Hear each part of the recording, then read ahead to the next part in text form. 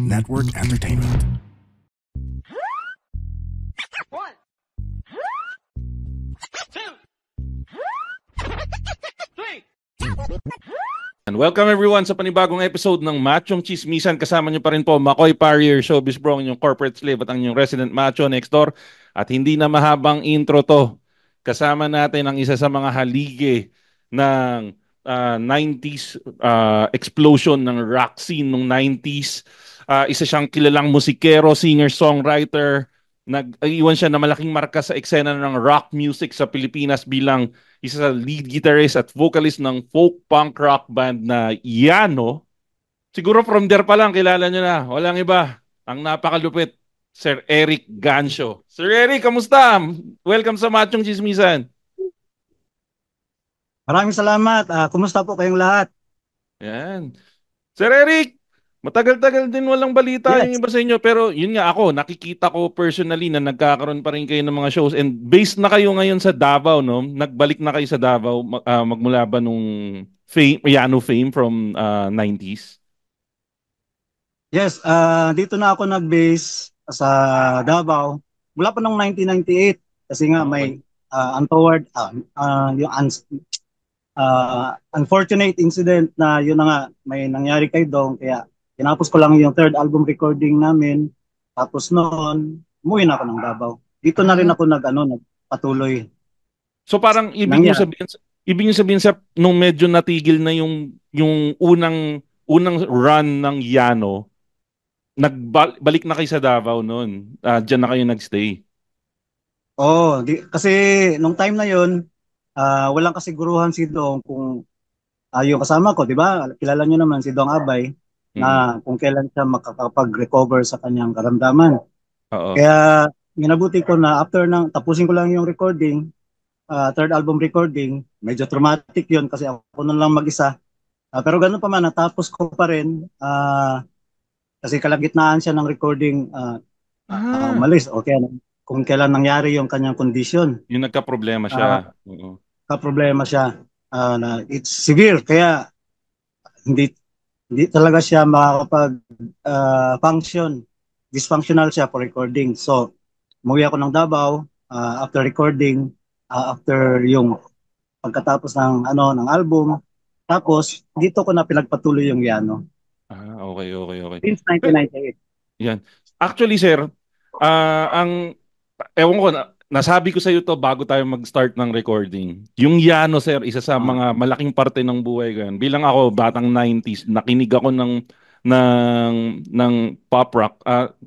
Yung attention ko nagsimula na mapatingin sa Filipino OPM, sa Eraserheads. And then eventually, napunta sa Yano, sir. And ang daming unang nakapansin sa inyo dun sa unang yung kanta na sumikat.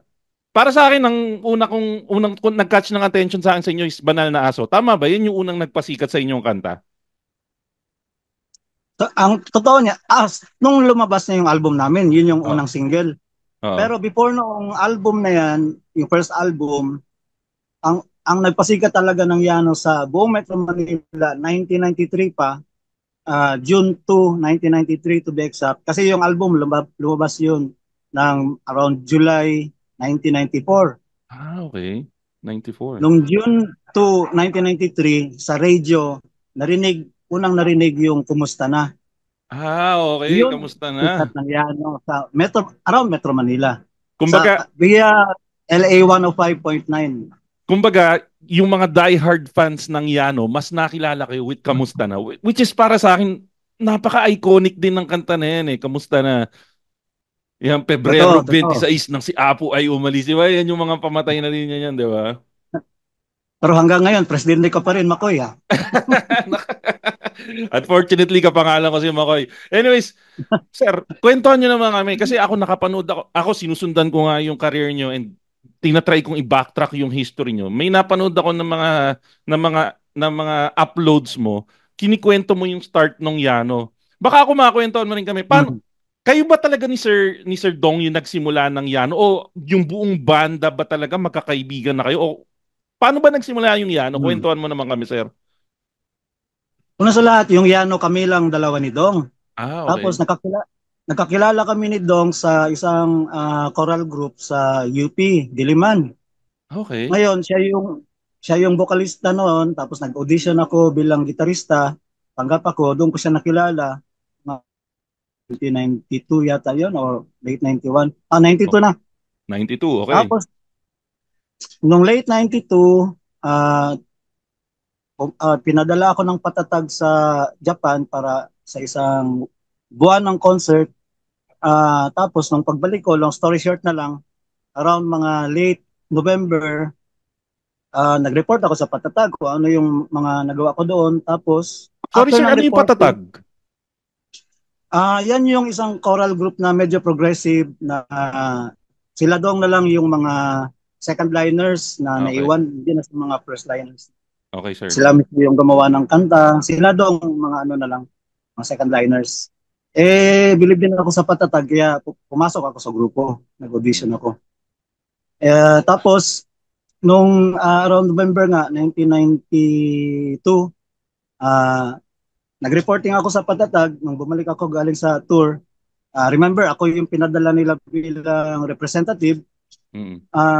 Pagkatapos ko mag-reporting sabi ko sa grupo na kung sana maintindihan nila dahil ang gusto ko talaga na makagawa ako ng mga sarili kong mga kanta na Okay. sa patatag hindi ko nagawa dahil kahit choral, kahit medyo classical naman ako, ah, parang yung style ko hindi na kasing tulad ng style ng mga nauna. Oo, tama. Kaya constrained ako doon sa loob ng patatag sa pagsusulat. Mm. Kaya nung nag-reporting ako, sabi ko, sana maintindihan niyo na gusto ko talagang magsulat. Kaya hindi ko naman magawa dito sa patatag dahil iba yung style na gusto ninyo. Kaya sana payagan niyo ako na malis. Mm. Mahirap na sitwasyon yun kasi alam ko pag umalis ako, hindi sila basta-basta makahanap ng gitarista na papalit sa akin. Okay. Hindi naman sa ako ang pinakamagaling na gitarista pero alam mo na yung nagustuhan na siguro nila. Tsaka masyado ng mga busy ang mga estudyante noon. Kung ano-ano nang ginagawa, kung ano-ano ng mga racket para lang Okay. makabili ng fishball. Pero paano, Panangalian at doon hapon. kayo sa parang grupo na yan, sir, nagkakilala ni Dong or sabay kayong pumasok? Paano yung nangyari, sir? Doon kami nakakilala ni Dong. Siya Ah, yung doon. existing na vocalista. Main vocal siya doon. Ah, okay. Tapos ito pang nangyari, sabi ko, pinayagan ako ng patatag na hindi man lang sila nagkaroon ng reaksyon na violent o hindi man lang, wala man lang isang nagalit. Masyadong smooth yung pasalamat naman ako doon. Tapos noon, ng meeting na yon, wala talaga sa akin na isama si Dong. Actually, out of the slip of the tongue lang kasi na inimbitahan ko si Dong, sabi ko, Ah, ah, baka gusto mong sumama sa akin lakbayin sa pagsusulat, parang ganon. okay. Na ayoko sanang gawin yon, gusto kong gawin to ng solo kasi alam mo, itong pagsusulat, alam naman nating lahat na wala naman katiyakan to, di ba? Tama, tama. Oo. Oo. Hindi mo alam kung magiging karera mo ba ito. Wala talaga. Parang may team ang ano niyan. Pero ako, talagang determinado ako na magsulat. Umalis na ako ng civil engineering, third year ang naabot ko, ng sociology, third year din, dito pa lang sa Davao. Nung paglipat ko sa UP, aral ako sa UP College of Music, guitar major, umalis din ako. Kasi yung utak ko talagang since high school pa kasi ako nito na determinado na talaga ako na magsulat. Hmm. Pero, Kaya nung, an- nung inipitahan, go ahead, sorry. sige, sige, bye. Go ahead, go ahead. Kaya nung inipitahan ko si Dong, nadulas lang talaga ang dila ko noon. Okay. Alam mo yun? Kasi ayoko mandamay ng tao kung maghihirap man ako sa pagsusulat. Ako lang, di ba? Wala na akong madamay na iba na ano. Kaya, yun naman, ganun pa man, na imbitahan ko siya, December 99, yung meeting na yon, Sabi ni Dong sa akin, bigyan mo ako ng isang buwan para magpasya, Rick. True enough, nagpasko. January nung following year, 1994 na, 1993 na ito. January 1993, pumunta siya sa bahay ko doon sa Project 8. Actually, nag-rent kami doon. Anong kasama? Nakapira siya sa gate. Nung hindi pa siya nakakapasok ng gate, sabi niya sa akin, nandito na ako, Rick. Ang corny mo naman, pumasok ka nga dito. Grabe sir, yung mga details kabisado nyo pa. Pero eto sir, nagkaayaan kayo ni Dong. Pero natatandaan mo ba yung first impression mo nung na-meet mo si Dong? Parang may bang may naramdaman ba kayo na parang magkakasundo kami nito, o nung una ba parang bad tripan pa kayo sa una, pakiramdaman? Paano yung unang pagmi-meet up niyo ni Sir Dong Abay? Sa loob ng patatag na medyo may katagalan din ng pagsasama namin sa loob ng patatag. Okay naman siya. Hindi ko rin siya maturing na kaibigan talaga kasi sabi ng kaibigan, malalim yun eh. Diba? Hindi ko siya naging ganun na kaibigan. Pero okay lang siya nakasama. Siguro dahil hindi ko pa kilala talaga yung kanyang pagkatao. Pero okay lang siya. Sayahin din. Marunong ding tumawa. Madada din. Hindi pa lumalabas yung mga ano niya. Nung kami na lang dalawa. Mga kalokohan ninyo. Okay sir, sige. So yun, nagkasundo na kayo. Sino ang, ngayon punta tayo dun sa nagsimula pala kayo dalawa, yung araw na pumunta siya dun sa inuupahan yung bahay. Doon pa lang ba sir napagdesisyonan nyo na duo na tayo ha? Gumawa na ba kayo kagad ng pangalan, or it took some time bago kayo nakabuo ng pangalan para sa grupo nyo? Yung pangalan, matagal pa. Ilang buwan pa, siguro mga 2.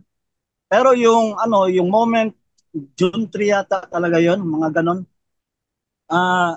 Pagdating niya sa bahay, pero nung pagdating niya sa bahay, inupo ko na siya, tapos nag-orient na kami, inorient ko yung kaming dalawa. Sabi ko, dalawang utak tayo mag-compose, kaya ito, gagawa tayo ng ano. Saka after, kalipas nung konting orientation, sabi ko, magsulat na tayo, pwede na tayo magsulat. Kaya nagsulat na kami, at ang nasulat namin sa moment na yun, natapos lyrics at saka melody, yung kumusta na. Putik yan. Napaka-iconic talaga ng kanta na yan. Pero ano yan, sir? Kasi medyo political yung kamusta na eh. Para sa akin na nakikinig political. Talaga bang yung puso at utak nyo ng mga panahon na yun is parang gagawa tayo ng musika pero more on political side, or nagkataon lang talaga na nung oras na yun yung pumasok sa utak nyo? Hindi. Lumabas yan. Ilabas ko yan kay Dong nung orientation pa lang kami.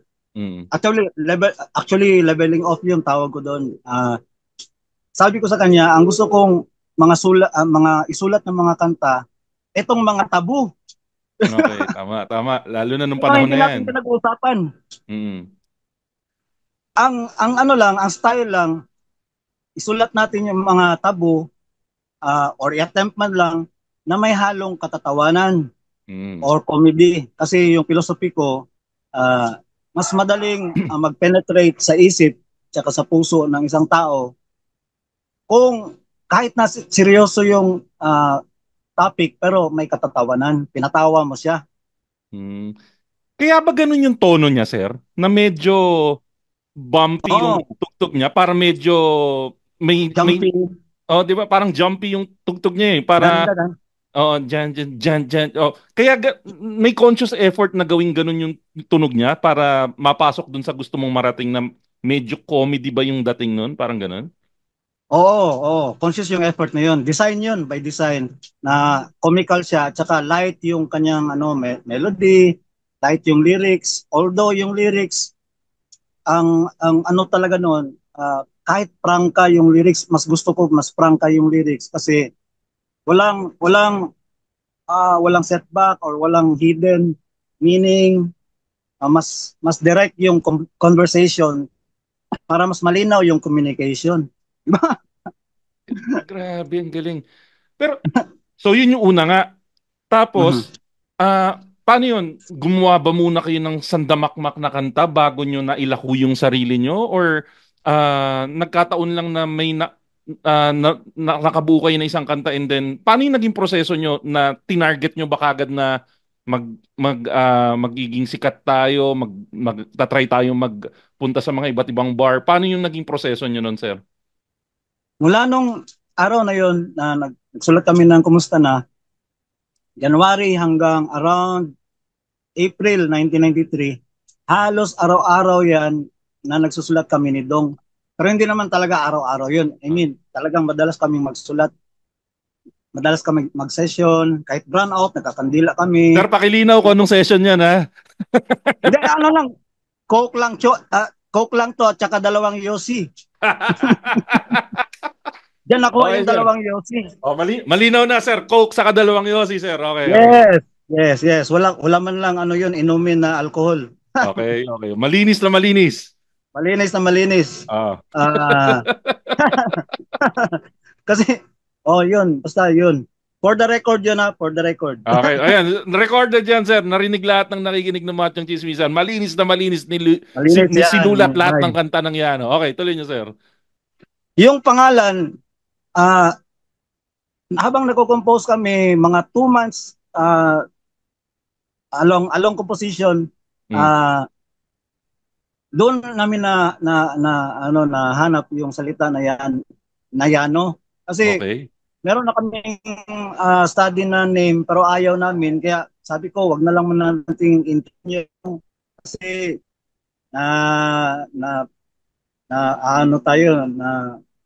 nababaklag tayo. Pero sir, baka pwede mong i-reveal sa amin yung mga sinaunang pangalan ng Yano na posibleng naging pangalan nyo na yun nga, hindi natuloy para magkaroon tayo ng what might have happened if this was the name. So ano yung mga ibang pangalan na hindi pumasa, sir? Yung study namin noon, alam naman to kasi nasa Wikipedia nga to Nang, NG. Ano ibig sabihin nun, sir? Kasi sa lahat ng mga alpabeto, yung Nang lang ang unique sa Pilipino. Sabagay. Kaya Nang. Saka Enye, saka Nang. Ay, hindi, Enye sa Espanyol no? Yung Nang sa Pilipino nga lang talaga. Tama kayo, tama. Pilipino. Ayoko nga kung tama kami doon. Pero anyway, sabi ko nga kay Dong, gawin lang muna nating study Dong. Parang hindi pa ako kontento. Sa isip-isip ko, pare, corny. Mahirap isigaw sa concert, sir. Kaya nga, sabihin ng MC, please welcome Nang. Ano? Mahirap na pag sisigaw sa concert, mahirap yun. Anyways, ano pa, sir? Bukod sa Nang, ano pa? Yun pa lang. Kaya isa pa lang. Na lang namin, nagpadayon, tinuloy lang muna namin susulat. Hanggang April, meron na kaming mga 35 songs. Wow. Na papasok na yun sa mga 3 album. Teka, sir. Ulitin natin. Nagsimula kayong magsulat. Anong buwan? January, tas sa April, 35 songs na kayo? Wala kasi araw na hindi kami nakakatapos ng melody, ng buo talaga, melody at saka lyrics, buo yun. Grabe, sir, para kayong factory ng kanta nun. Pero yung sa 35 na kanta na yun, sir, nailatag nyo ba lahat sa album yun o may mga unreleased pa doon, sir? Wala na, lahat yun, nailatag yun. Ay, putik, ang galing. Okay, so eto, nagsimula sa kayong dalawa. Paano napunta yung ibang members, sir? Yun, ang gusto ko talaga na ang Yano, kami lang talaga ni Dong. Kasi ayaw ko na magkaroon ng, kung marami kasi, mas may possibility ng trouble. Ayaw ko ng ganon kasi disband, ganon. Original nga, plano mo, ikaw lang di ba? Oo nga. Yun, talagang walang kontra yun. Talagang tuloy-tuloy yun sarili mong decision. Anyway, so sige, dalawa kayo, tapos? Dalawa kami, para may iwasan na may untoward incident, ganyan. Tapos yung iba, yung bassist at saka yung drummer, na lang yun, mga session. Puro session ba yun, sir? Puro session yun, sa recording, sa sa live, puro session yun. Meron ako mga first liner, second liner. Kasi yun sila mga galing sa iba't ibang banda. Okay. Kasi yung first liner, meron pang second liner na ano, pwede kong Pag hindi lapitan. available. Ngayon ko lang Hmm. nalaman yun, sir. I was under the impression na yun nga, kayo yung dalawang ugat and then meron Hmm. kayong nakakuha na iba. So, ang pinaka-official pala na member ng Yano is kayong dalawa. Yung iba is talagang session lang talaga. Ganun lang. Dalawa lang talaga. Kasi yun nga yung concept ko. Iniwasan ko talaga na gusto ko kasi tumagal. Kaya Mm. dalawa lang. Minalas pa rin. Yung, yeah, malay ko ba? Ganun talaga, sir eh. Pero ito, sir, paano yung naging proseso nyo naman ng para mapansin kayo? Kasi, okay, gawa na yung grupo nyong dalawa. Oh. Nakapagsulat na kayo ng 35 kanta, meron na kayong nakabangkong 35 kanta. Paano yan, sir? Nagpunta ba kayo sa mga recording company o nag-gig muna kayo? Paano na-discover ng mainstream ang Yano? Yung ano, yung year na yon 1993, 'di ba? April tapos marami na kami natapos na kanta. Opo. Mm. Tapos nung June 1 to be exact, 1993, itong kilala namin as bassist si Oni Bajang na happen to be one in-law relative ko din. Ah, dinala kami sa birthday sa araw na yan ni Joey Ayala Uy, sa Joey babae nila Ayala. dito sa Okay. ano. Oo. Tapos pagdating namin sa bahay ni Joey, tanghali pa kasi noon, kami pa lang yung tao or parang wala naman talagang in-expect na bisita si Joey. Kwentuhan kami ni Dong, tambay kami doon sa may balcony ni Joey, sa kainipan kasi si Joey busy doon sa loob, nagbabasa ng libro. Ganun ba siya lagi, sir? Mahilig magbasa ng libro?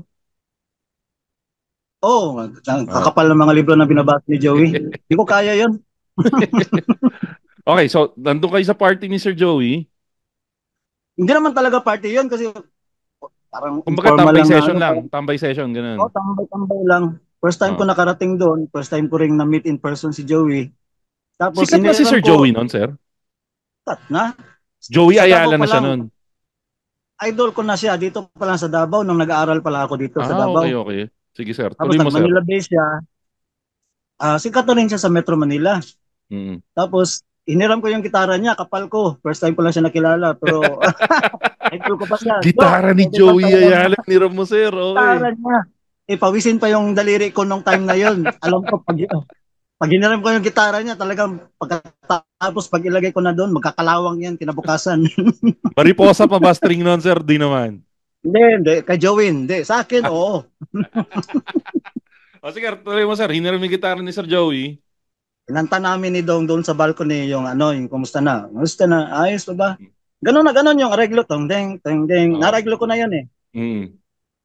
Tapos, nung malapit na matapos, dumaan si Joey, papunta doon sa kusina. Yung kusina, yung bintana ng yung lababo, nakaharap doon sa mismo sa ano sa balcony. Okay. Bahala na.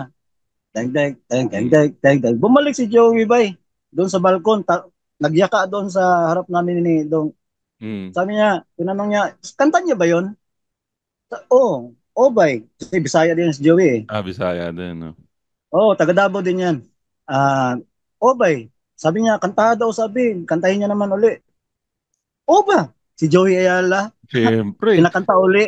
Mm. Ang kanta mo, di kinanta namin ng buo uli. Ganon din, ganon pa rin. Tingnan, bahala na. Tapos sabi ni Joey, bay, gusto niyong i-record natin dyan sa, ano po, sa 4-track na Hostex na ano, Grabe. recording equipment. Ganun pa dati, no, sir?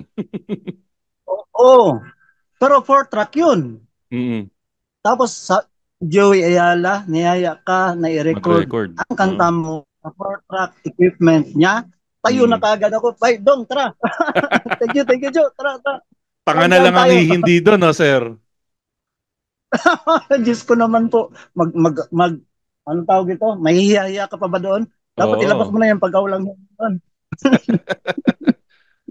Ang Mahihiya hula ako. ko sir, kaya nyo na pabilib si Sir Joey nun kasi yung tunog nung Kamusta Ka is medyo malapit sa musika na ginagawa ni Sir Joey Ayala eh. Medyo medyo nasa same na tema eh. Ganun din ba yung hula mo? Ganon din siguro kasi idol ko nga siya eh. Pero gusto ko talaga na lumabas yung original na ano ko ba, yung internal melody ang tawag ko diyan. Okay, kaya matagal din nga ako nag-ano niyan eh, nag-drop ng ano or nagkulong ng tenga ko sa radyo since high school pa, mga 12 years old pa na ako. Okay. Ginawa ko yun deliberately para, kasi ang theory ko, paano ko maririnig ang internal melody ko kung lagi akong nakikinig sa foreign music or kahit sa Pinoy music. Tama. Ginawa ko yun para sa... So paano nangyari, sir? Para nag-record nyo na with Sir Joey Ayala yung sa 4-track niya, yung Kamusta Ka? Ano yun? Parang may kasunduan ba na kayo? O ibabato ko to sa mga kilala ko sa record industry? Or paano? May nangyari na ba after that? Or wala naman muna? Wala ba eh. Sabi namin kasi sabi ko kay Joey, may makahingi ng mix. Kasi may isang radio station nung time na yon na nagbe-welcome ng mga original compositions na bahala na kung raw ang pagka-tape kasi multiplex pa nung time na yun eh. Alala mo yun? Yung multiplexer. Tama yun, di ba? Yung dalawang tape, yung pagsasabayan. Hindi pa karaoke yun eh. Karaoke na ba yun? Karaoke na yun, sir. Parang gano'n nga, kung di ako nagkakamali. Tama ka, sir. Tama ka. Multiplex na. Yung sa amin, 4-track. Ay, hindi. Yung radio station na yun, LA 105.9. World Music. Madaming sumikat na banda dyan sa LA. Oo. Diyan kami pumasok, kaya hiningan ko si Joey ng demo tape. Okay. Ng mix. Si Joey Ayala ang nag-ano noon, siya ang nagtimpla, premix, siya ang nag-level. Nilinis pa niya. Before pa mag-recording, siya ang nag-set up. Okay. Tapos, pagkatapos namin mag-recording, siya ang parang rough mix lang. Tapos, pakinggan nyo ba kung okay na sa pandinig ninyo? Ba't mo kami tinatanong, Joey Ayala ka eh? Siyempre, okay na yan. Okay na okay. Salamat, Joe. Salamat. Woo! By any chance, sir, meron ka pang kopya niyan? Nung original recording na yan? Nasa iyo pa yan? Wala na, pero yan mismo yung file na nilabas namin sa unang kanta sa album namin. Siya mismo, yan, napansin mo, yan ang pinakaiba ang tunog kasi sa 4-track niya ginawa yan. So yung Kamusta Na doon sa unang album ng Yano, yun yung actual recording kay Joey Ayala? Yun, bye. Sinubukan namin i-record yan sa Pro Studio. Nag-waste kami ng mga tatlong oras. Pag playback, sabi ko, teka. Di bale nang mausik na, masayang na yung oras na yon, yung tape na yon. Bakit pa natin i-record niyan? Si Joey ang mix noon. Yun na ang gamitin natin sa album. Actually, nagbigay siya sir ng ibang flavor eh. Kasi maririnig mo din doon sa album na yun yung ibang yung pagkakatimpla ng kanta na yon para doon sa specific na album eh.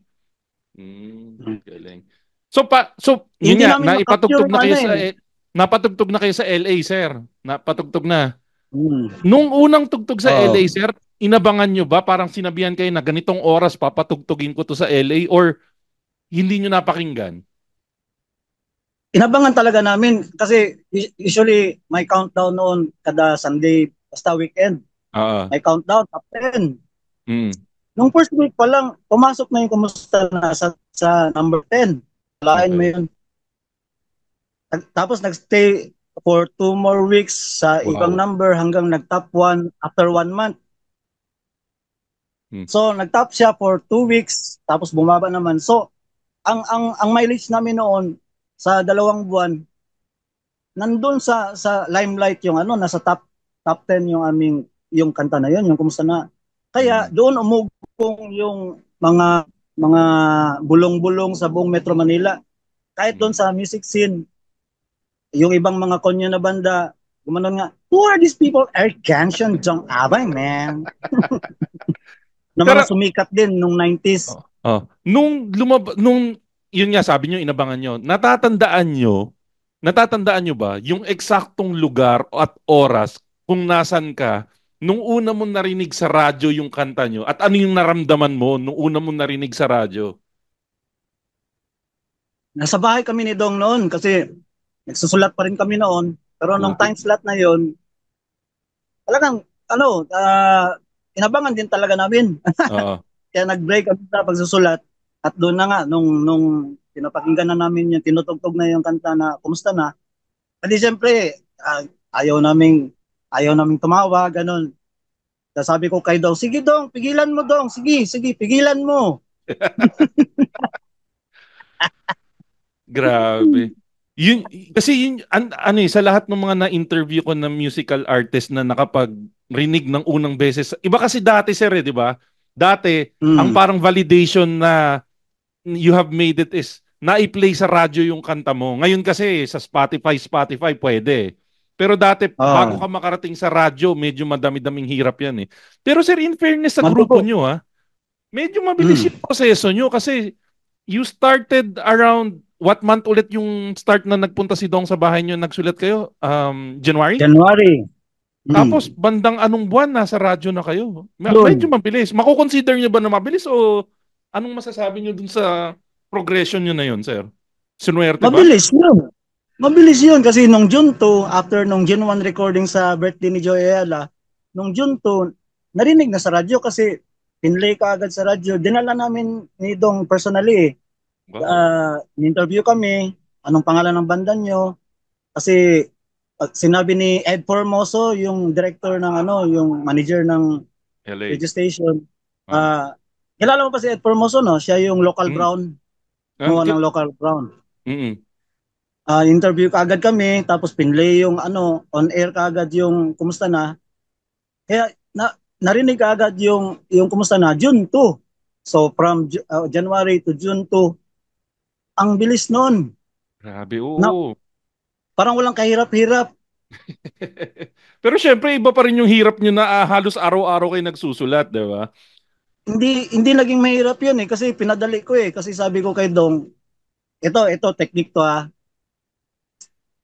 Dong, ang simula natin, lang, kahit na isang word lang or isang line lang, isang phrase lang, na, bahala na ako kung ilang ang kahit na anong idea, 15 minutes ba yun lang ang gawin natin, isang word lang. Grabe, may proseso kasi kayo. May proseso.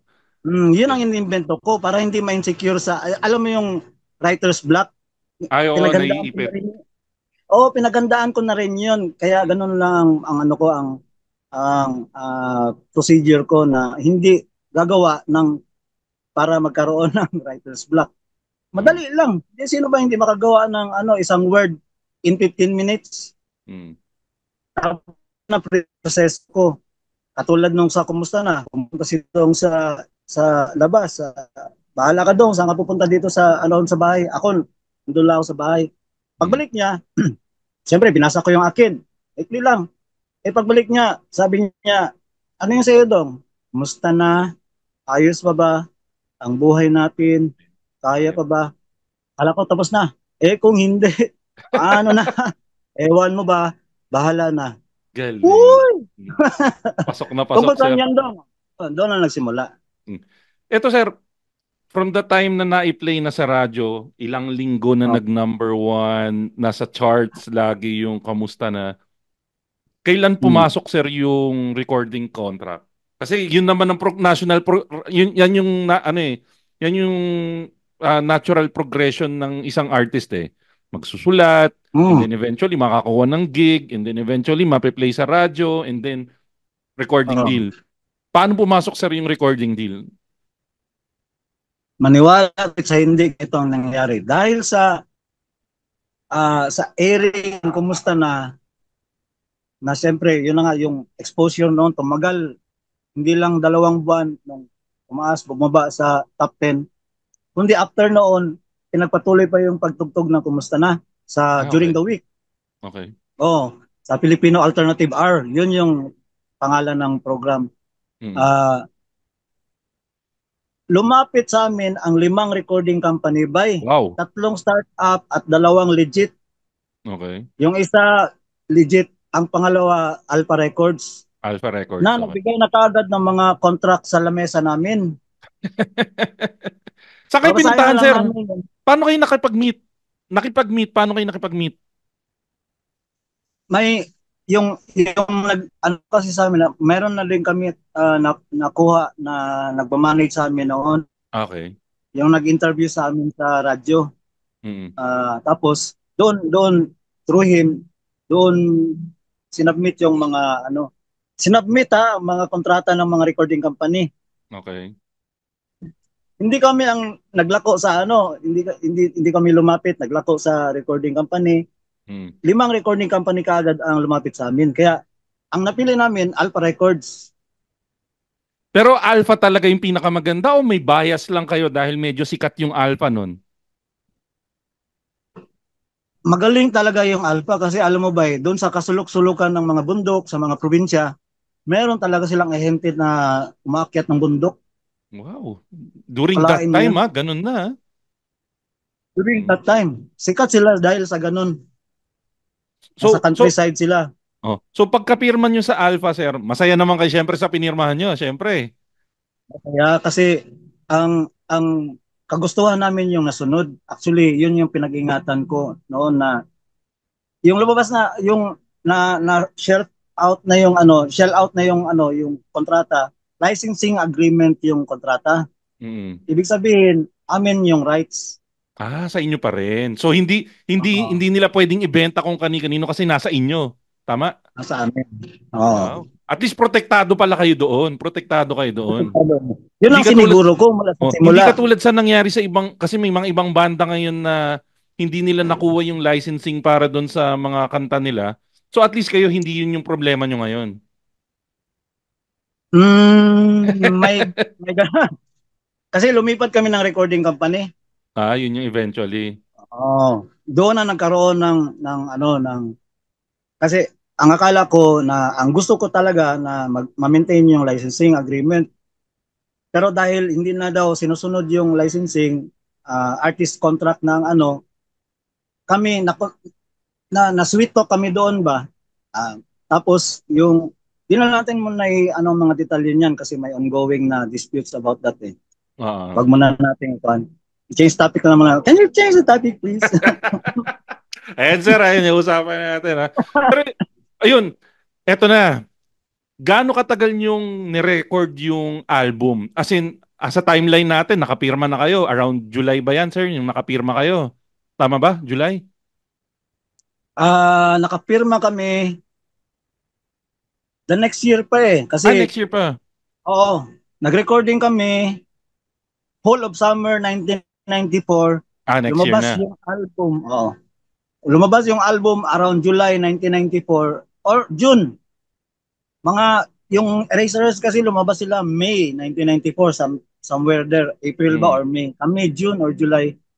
Basta nung July, sikat na kami. Yun ang yung Banal na Aso ang single. Eto sir, may conscious effort ba na gawing career kasi yung album cover ng first album nyo na Yano is yung iconic na tsinelas. Pero, ang sumikat kasi sa inyo is yung unang kanta, yung Kamusta Na. So bakit hindi Kamusta Na yung naging carrier? Bakit Tsinelas ang naging carrier single? Hindi naging Kumusta Na yung carrier single. Kasi obvious naman na yung Banal na Aso ang pinaka maganda Banal na Aso pala, sorry. Banal na Aso. Oo. Hindi rin naging Tsinelas kasi masyado naman hindi naman uso talaga yung punk rock nung time na yon. Sisikatin pa lang namin. Ang Banal na Aso, yun ang pinaka-obvious sa lahat ng mga kanta na stand out sa buong album. Oo. And tandang-tanda ako, sir. Tandang-tanda ako nung nag-launch kayo sa ASAP. Parang nayanig nyo yung mundo nun eh. Kasi kauna-unahang beses na parang, di ba, ang mga nasa ASAP, pa-social yan and everything. Biglang nakita natin yung isang Dong Abay na nandun na naka-white t-shirt, maong pants, tapos walang tsinelas. Yung kayo, simpleng-simple yung get-up nyo. Ano yun, sir? Parang Nung lumabas ba si Dong na nakayapak doon, may conscious effort ba sa inyo na kailangan nakayapak or ano, ganito yung getup natin or talagang yun yung gusto nyong gawing artistic freedom nyo? Hindi naman siya nakayapak noon, kundi Ay, chinelas pala. Confucius, na Confucius. Ay, Confucius ba? Mali yata yung natandaan Basta, ko. ako yung naka parang Mojo na Tabata yung yung brand na sinusuot ko Ah, na Tabata, oo, yung oo, yun yung yung dati. alam mo yung ganun, uso na. Ako nagpauso noon, hindi. Uso sa UP yun. Ah. Yun din ang sinusuot ko noon. Kaya ako out na maong yun, at saka puting t-shirt. Si Doc, nakapirin, nakamaong.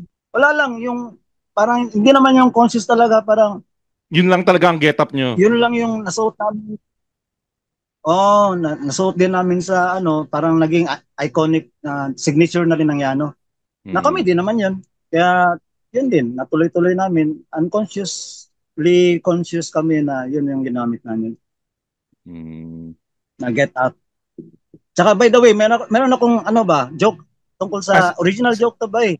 Sige sir, sige. About sa lasing ba? Hindi, meron tayong kasabihan na biruin mo na ang lasing, wag lang ang bagong gising, di ba? Tama. Tama. Ngayon, Englishin mo. Kaya mo Englishin 'yan? Biruin mo na ang lasing, wag lang ang bagong gising. You could, ano ba? Pinahirapan mo naman ako si Eric eh. Ano bang ano? Hirap ano? Kaya ako, meron ako. Joke with someone who just woke up. Don't joke with someone who just woke up. Hindi, ganito tama ang English no. You can joke to the overdrunken, but you can never ever joke to the newly get up. Sakto yan, sir. Sakto. By Eric Dancina. Oh, yan na. Uso naman dito yung mga ganyang joke eh. Sa Machong Chismisan eh. Okay. Pero to, sir. Walang nakakaintindi no. Okay, sir. Balik tayo doon sa ano. Lumabas na yung album nyo. Yes, bye. Putok yan, sir. Kasi ibang tunog nung nung Banal na Aso eh. Paano bang ano ba parang kasi iba-iba yung dating eh. Sa iba comedic yung dating ng Banal na Aso. Yung iba parang tingin nila kasi tumatawa doon sa kanta. So akala ng iba it's a funny song. Pero pag pinakinggan mo ng todo yung bawat letra ng kanta, political commentary siya eh. Ang galing. So nung una ba nalulungkot kayo na parang hindi tumatawid sa tao yung gusto nyong paratingin sa kanta o okay lang sa inyo yun? Actually, ang isa yan sa mga binanggit ko kanina na by design, talaga nakakatawa yung kanta na yun, yung Banal na Aso. Kaya nga yung simula pa lang, hihihihi eh. Oo, tama. Diba? ang pag-interpret lang ni Dong, nakalito pa talaga kasi siya, sabi ko nga sa kanya, nakakatawa tong comedy itong kanta na to Dong, pero nung na live na yun, bigla na siyang nagseryoso, kaya kahit ako nalito ako sa kanya eh. Nakakatakot yung mukha niya dun eh. O nga, sarcastic, ganun. Ayoko talaga kasi hindi yun yung intent sa pagsusulat. Doon na lumabas yung kanyang mga yung siya na lang, hindi na siya nakikinig sa akin. Pero anyway, naging maganda yun sa takbo, di ba? Pero hindi talaga yun ang original na intent ng pagsusulat noon. Kasi aking aking signature na philosophy yun eh. Kasi matagal ko nang inabangan yung kanta na ganun, na lumabas sa papel kasi high school pala ako, Ateneo ako dito eh. Meron ako mga iniisip patungkol sa pagiging pagmamalabi sa sa religion, yung effect sa atin ba, masyado tayong nakokontrol, or masyado tayong pinapagilty para makontrol tayo, etc. Kaya inabangan ko na mangyari yung kanta na yun sa buhay ko. At nangyari naman kay Dong kasi experience niya yun eh. Yung papunta siya sa bahay para magpulat kami. Nasa jeep daw siya. Nangyari talaga yun. Yung first stanza, may karag siya na jeep, nagro-rosaryo, mata niya nakapikit. Nung pumara sa may bahan, sa may kumbero, sa babaan lang, sabi ng chopper, kasi may nanguhuli, mura pa rin ang mura yung ali. Talaga, nung narinig ko yung kwento na yon, sabi ko kay Dong, gandang kanta yun, Dong ah. Ang, ang alin doon, sabi niya. Yung kinuwento mo. Meron pa ba tayong ibang pinag-uusapan dito? Yun lang naman pinag-uusapan natin na pumasok ka nga dito kasi nasa kabilang side pa siya ng gate eh. Masyado siyang excited nung pagdating niya. Doon niya kinwento. Pumasok ka nga dito. Sabi ko, pros lang to ha. Dito po, poema. Wala tong rhyme. Kaharap ko sa jeep. Basa. Ang isang ali, nagro-rosaryo. Ang isang babae, yun yung original. Nagro-rosaryo, mata niya nakapikit. Pumara sa may simbahan, sa babaan lang po, sabi ng super. Kasi may pulis, mura pa rin ang murang ali. Sabi niya, Hey there! Alex Calleja here. Bakit ako nandito? Kasi gusto kong ipaalam sa'yo na may podcast din ako. It's called Punchline with Alex Calleja. I talk about everything. Serious, happy, sad, pero sa dulo, may punchline or may comedy.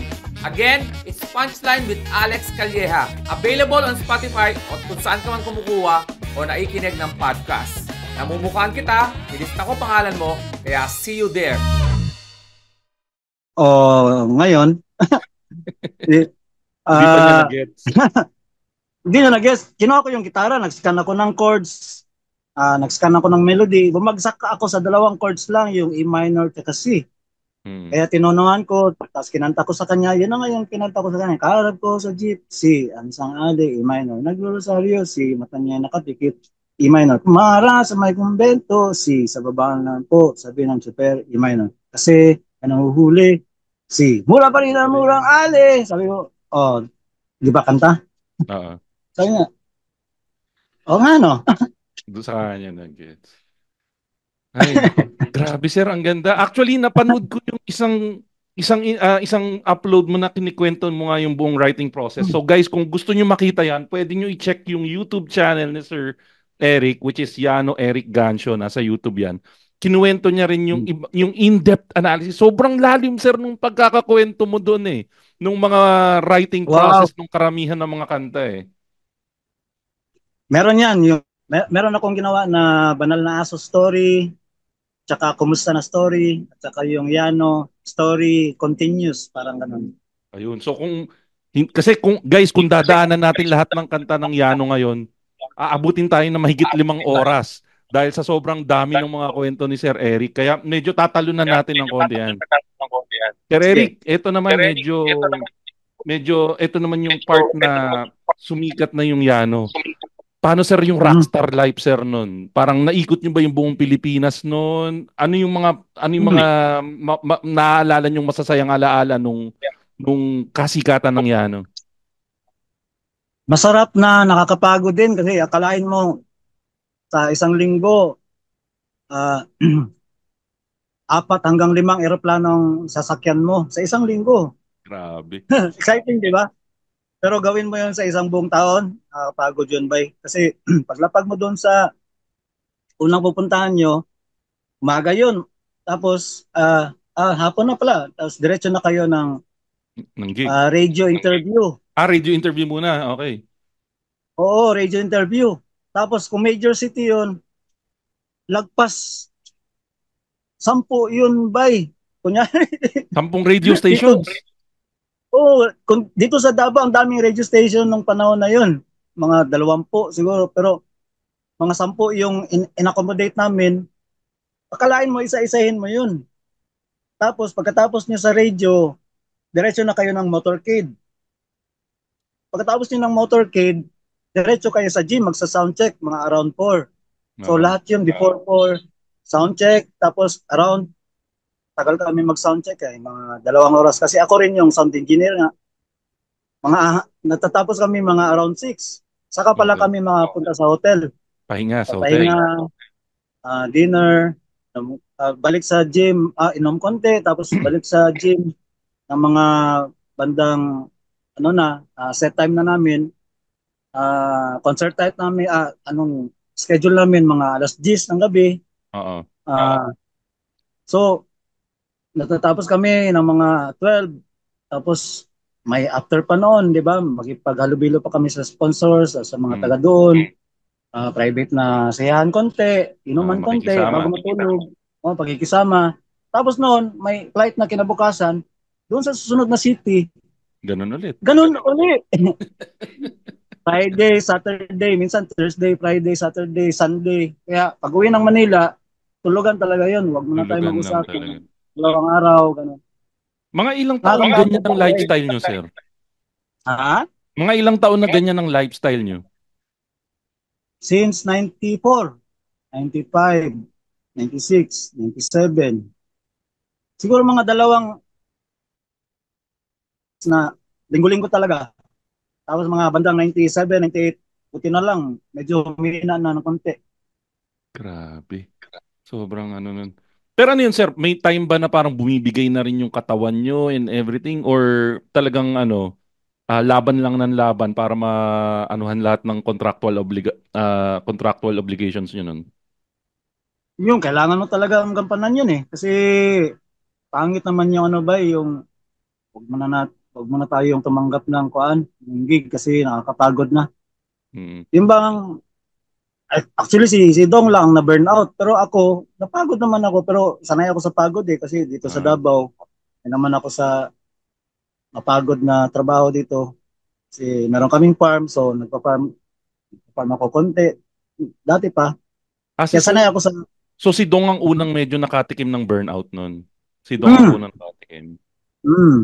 Doon Mm. siya nung kasikatan namin nagulat talaga siya yung sabagay ako rin naman kasi masyado naman akong introvert tsaka mahihain talaga ako. Nung unang na naming tugtog sa Club Dread, yung maong ko talagang nanginginig sa kaba. Eto sir, dito tayo medyo, ito yung medyo juicy part.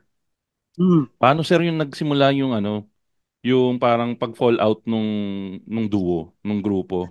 mm. Parang nagkasama, may mga instances ba na talaga nag-trigger nung paghiwalay? Paano nyo naramdaman na doon kayo papunta sir? Wala naman talagang hiwalayan yan, bay. Mm, Ano lang talaga yon si Don kasi nagkaroon siya ng condition sa kanyang pag-iisip na common knowledge naman to no na mm, hindi niya talaga na cope up or na overcome. Mahirap nung time na yon. Hindi naman sana ako na pagsasabihan niya pero mas pinili niya yung magkimkim isa. eh at saka Oh. hindi magsalita. Doon, sabi ko, wala talagang magaling na lalaki nito ba? Kahit chismoso ka man, no? Walang macho dito na lalaki pag ganito na. Kaya unti-unti ko na rin tinanggap sa sarili ko hanggang sa pumutok nga yung kanyang kondisyon. Naging severe, naging Ilang malignant. taon siya, Kaya no? Ilang taon siyang nagkulong, no? tatlo. Sabi niya nga, lima eh. Pero alam mo naman, paglabas niyan, wala na ring sense of time. Siguro sa pakiramdam niya, lima. Mm. Actually, tatlo lang yun since 98 to 2001. Matagal-tagal din. Oo. Mm. Pero, pero Pero paano yun, sir? natuwa, During that time, parang tigil talaga, parang halt talaga na immediate stop yung nangyari doon sa grupo? Parang ganun yung nangyari? Walang usapan na, maghanapin ko muna yung sarili ko. Walang ganun. Talagang hindi na lang siya wala, nagparamdam. wala na yun. Diretso na siya nagkulong. Kaya walang closure yun. Kumbaga, walang usapan kung sige, antayin mo na tayo, mag-antay-antay na tayo. Ano ba? Walang ganun. Diretso yun, para ka nasunugan ng bahay. Talagang biglaan lang na, yun nga parang Na, magulat-gulat ka na lang. Wala na yung kapartner mo. parang understood mo na ito yung gawin ko na nito ngayon. Kaya, kaya nga, umuwi na ako ng Davao kagad. Pero sir, yung months before that, may pakiramdam na kayo na doon papunta? Or parang, may nararamdaman na kayo? Oh. Kasi pag nagigig kami, nagiging moody na si Dong, tapos minsan pagkatapos ng gig, umiiyak siya sa yung parang batang maliit ba, yung muupo siya sa sahig, sa backstage, tapos umiiyak siya, sinisipa-sipa niya yung sahig. May ganun na. May ganun na incident, kaya sabi ko, bay, usap tayo bay. Iyak siya Mm. ng iyak nun. dinala pa nga siya ng 2 tao, kinarga siya papunta sa ano sa tawid. Doon sa tabing daan, inantay ko siya na na huminto ng pag-iyak. Tapos nang medyo minaw na siya, sabi ko, "Bay, sab tayo." Ikinigla ako. Okay na, Rick. Sabi ko, yun na nga. Ay, nako. But anyway, Pero after, ganun, ay go ahead sir. Go ahead. Sorry. natuwa ako dahil at least to a certain degree, na-overcome niya pa rin. Gawa niya pa rin ng paraan. Na baka yun na nga lang ang kailangan niya na para mag-introspect, shutdown muna, saka for 3 years, saka pagpatuloy niya yung kanyang uh, karera. Paano sir pagkatapos nung hiatus niya? Nagkausap pa ba kayo? Actually, hindi na eh. Kasi nung nagkaroon na siya ng mali, bigla siya nagalit sa akin eh. For whatever reason, ako yung parang nagbuntunan niya ng galit. Mm-mm. So hanggang ngayon sir, may galit pa siya sa iyo? Actually, yun na nga eh. Common knowledge naman yun. Pati yung Yano, sinisiraan niya ako. Lahat ng mga kanta namin, inaangkin niya yung authorship. Sa akin, iba ka epekto lang yun ng kanyang yung iba nangyari sa kanya or kung ano man ang objective niya sa paglalabas ng mga ganyang mga statement, bahala na siya. Hindi ko na rin pinatulan kasi alam ko na hindi naman totoo. Tsaka hindi talaga ako pumapatol sa mga issue na ganyan. Kaya pinagpapatuloy ko na lang kung ano yung ginagawa ko. Sana eventually in the future kung magkaroon ng chance, magkaroon kayo ng pagkakataon na mag-usap para ma-clear out nyo yung yun yung para sa aming bilang fans, syempre yun yung inaasahan namin na yung mga heroes namin growing up.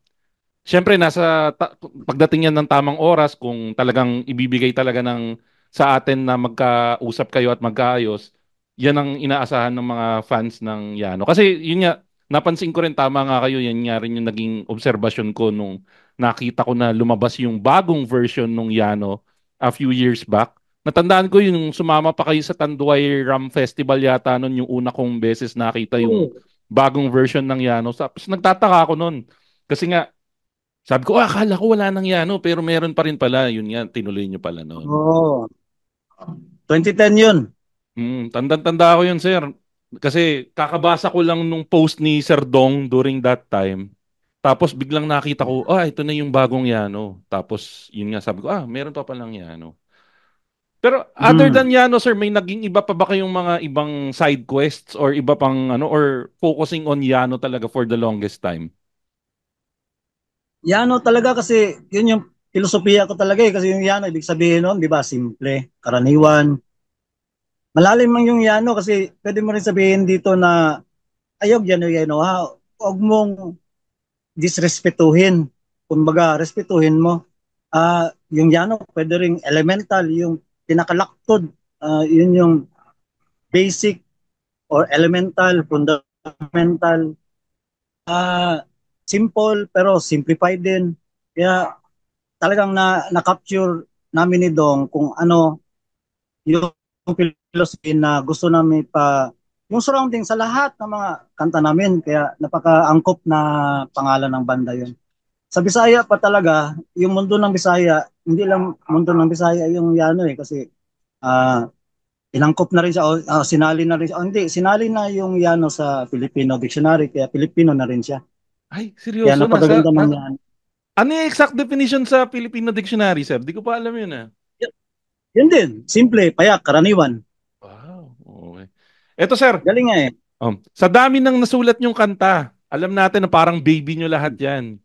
Pero kung halimbawa meron kayong ilalaban sa pagandahan ng kanta sa buong mundo, doon sa lahat ng baby nyo na kanta, ano yung parang ipagmamalaki mo na ito yung pinakamagandang kanta ng Yano para sa akin? yung gisingin mo ako. May yung nasa fourth album yan ng Yano na nung wala na si Dong, yan yung unang album na ako na lang. Fourth album yung may kanta doon na yung title ng album, Tala. Tala Nauna ka. pa yun sa Tala ni Sarah Geronimo ah. Mm. Tapos may kanta doon na gisingin mo ako. Ganda ng lyrics niya bay. Gisingin mo ako Bago ka bago magpaalam. pa magpaalam. Nais lang kitang makita. Pero anyway, yun ang pinaka magandang tingin ko na nagawa ko.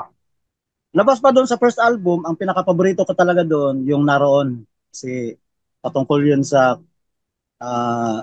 yung kalayaan mo ba, na hindi natin makikita sa labas, kundi nasa loob lang talaga. Parang natatandaan ko yung naroon, sir. Yung liparin mo sa ulap, sisilin mo. Yan, sir. Eto, sir, magpa-fanboy lang ako sandali.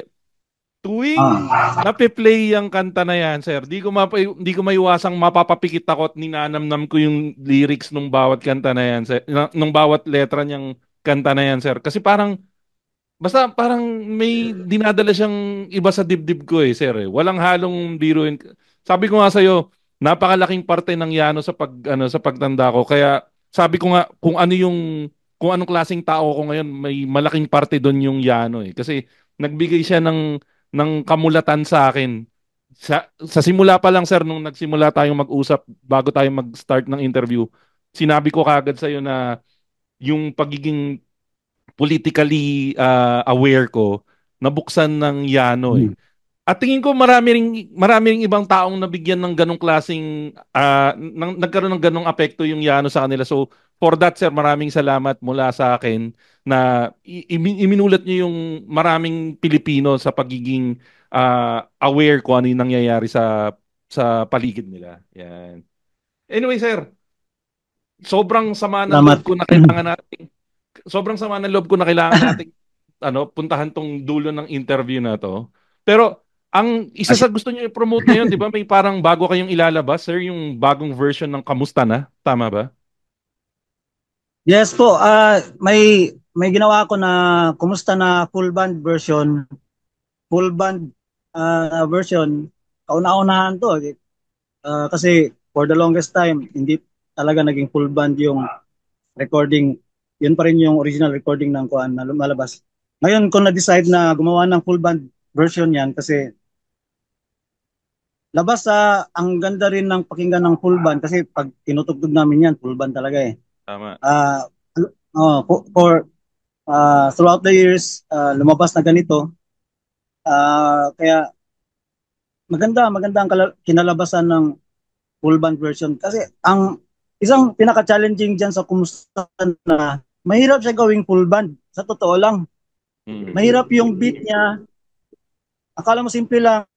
Mahirap yung, akala mo reggae siya, hindi naman. Marami. Hindi nga, dati pa yan na paglabas niyan, pinagdidipatihan na ng mga kakilala namin mga poet at saka mga songwriter, ng mga singer sa amin.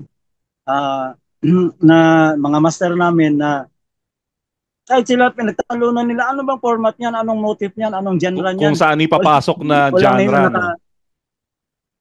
Saan ipapasok na genre, walang naka-define, walang nakakahon, hindi reggae yan. No, yung isang poet, sabi ko sa kanya, tinanong niya ako, anong genre yan, Rick? Pabiro. Pabiro ko yun ha. Sinagot ko siya, reggae yan, bay. Reggae naman yan. Obvious ba? No? Bay, nag-akin, bay. National poet yun, bay. Hindi basta poet yun. Revered national poet yun. Recognized na national poet. Talagang ano niya ako, nagalit sa akin. Sabi ko, yun na, umalis na ako. Anyway, ang maganda itong ngayon lang talaga na tingin ko I did justice sa arrangement na napaka-challenging talaga mula pa noon. Kaya, curious na ako, sir. Paano ba namin mapapakinggan yung bagong version na yan? Paano nila ma-avail ng mga nakikinig ngayon? Yun, pumunta lang kayo sa Facebook account ko, Yano Eric Gancio, tapos message niyo ako. Tapos kunin niyo yung i-avail niyo yung file. Tapos yun na yun. Kasi hindi ako lumabas by ng sample kasi digital na tayo ngayon, so madali lang total andyan na yan. So wala nang bibili. Parang gusto ko na bumili kayo. Yan lang yun. Ayaw nyo i-upload sa Spotify, sir? O yeah, ilalabas ko yun sa Spotify pero maya na gusto ko muna na yung bang personal ba, yung tayo muna. Mas Okay. gusto ko yung marketing na personalized. So, ang gagawin lang nila, punta lang sila sa Facebook page nyo, Yano Eric Gancho, and then message nyo lang, and then yun, message nyo lang, and then i-send sa inyo ni Sir Eric yung MP3 format nung Kamusta na full band version. Yes. Yan. Sir, ito may isang habol na tanong lang galing kay Aling Leonie, isa sa mga loyal listeners namin. Sabi niya, kung wala daw yung Yano, ano sa tingin mo yung nangyari? Sa akin, Sa'yo. magsusulat pa rin ako. Solo Siguro artist Eric malamang. Gancio kasi solo artist kasi yun naman talaga yung original na balak ko. Naging Yano lang yan kasi kaming ni Dong ang nakatagpo nung name na Yano. Buti na lang. Kaya hindi rin ako nagsisisi na naging kasama ko si Dong. Talagang ang ganda ng pagsasama namin in that respect dahil dalawa kayo eh. Mas maganda yung conversation pag dalawa kayo kaysa kung ikaw lang kinakausap yung sarili mo. Minsan may mga doon off na syempre umiikot lang yung sa iyo sa mundo mo. Pero ang ganda nung sa amin ni Dong kasi dalawa kami. So yung kanya unique sa kanya nag-crossover sa unique sa akin. So nahanap namin yung name na Yano. Kalain mo yun. Ang ganda nun. Tapos hindi mo kalain na sisikat kami kahit ako hindi namin naging layunin yun na sumikat. Basta ang layunin ko lang noon, magsulat ng mga original na kanta. Yun lang yan. Tinanggap, papansin niyo ba yung mga kanta namin, hindi karapat dapat na ipatugtog sa commercial radio? Tama. Oo. Di ba? Tama ba? Tama. Oo. Tapos nung paglabas noon, halos isang buong album without commercial Walang tapon, interruption. sir. Wala. Walang Ito tapon. yun. Yung, Ang galing. again, magfa-fanboy ulit ako, Sir Eric, ha? Yung album ng Yano, sir, yan yung parang isang album na pag plinay mo, hindi ka magfa-fast forward. Parang Hindi. pag plinay ko yan sa kotse, sir, from start to finish, babaliktarin ko pa yan para mapakinggan ko yung buong album. Yan yung hindi tipong, ay tapos na tong kanta na to, fast forward ako sa kabila or ganito. Sunod. Yung Yano para sa akin, halos lahat ng kanta. Ito, hindi to pagsisip-tep. Talagang fan lang talaga ako ng Yano. Tatapusin mo yung album. Parang kasalanan na i-press mo yung stop button habang nakikinig ka ng Yano. Yan yung personal experience ko. Kaya lang, Sir Eric, ito. Dito na tayo mapupunta sa pinakamahirap na part ng interview na to. Dahil dito sa Machong Chismisan, sir, meron kaming 3 signature questions na tinatanong namin sa lahat ng nag-guest sa amin. So, Sir Eric, ito tinatanong namin to sa lahat, so sana wag kayong lahat ng mga tinanong ko nito, may mga bigating politiko na sumagot na nito. May mga bigating artistang sumagot na nito. So, ito yung 3 tanong. So, unang-una, sir, kung ang buhay nyo ay gagawing pelikula o gagawing teleserye o pelikula, sinong artista ang gusto mong gumanap sa'yo? Wow. Kailangan, sir, yung gwapo din. Joel Torre, bilib ako sa kanya eh. Pwede. Joel Torre. Mukhang kaya nga, kaya. Si Joel Torre. Na-meet ko siya dinala niya ako, pumunta siya sa 70s Bistro, tapos dinala niya muna ako sa tiding niya bago siya pumasok kasi nandun lang ako sa labas tumatambay eh. Show namin yun. Tapos doon sa lumang Mercedes niya, pinaupo niya ako sa upuan. Andun yung tape namin sa niya. Wow. Sa kotse niya. Sabi ko, wow, bay. Ilonggo din yun eh. Ilonggo naman yan. Ako Bisaya. So, nagka-Bisayaan kami. Doon ko lang siya na-meet. At saka, Joel Torre ba? Galing. Ayan, okay. Joel. Si Dong, sino ba pagganapin mo kay Dong? Siyempre, kailangan meron kay Dong. Kay Dong. Benji Paras. Joke yan ah. Oh, sige, yan. Kaya alam, matangkad si Benji. Matangkad si Benji. Matangkad si Benji. Galing si Benji eh. Ito sir, nalampasan mo na yung unang tanong. Yung pangalawang tanong, sir. Ano ang iyong pinakapaboritong mabahong amoy? Mabahong amoy? Oh. Bibigyan kita ng sample, sir. Ako kasi, ang pinakapaborito ko mabahong amoy, yung pag nagkuko ka sa paa, tapos di ba may dumi yun sa paligid nun? Yun, pag nakuha mo yun ang pinakapaborito ko mabahong amoy. Ikaw, sir, ano yung pinakapaborito mong mabahong amoy?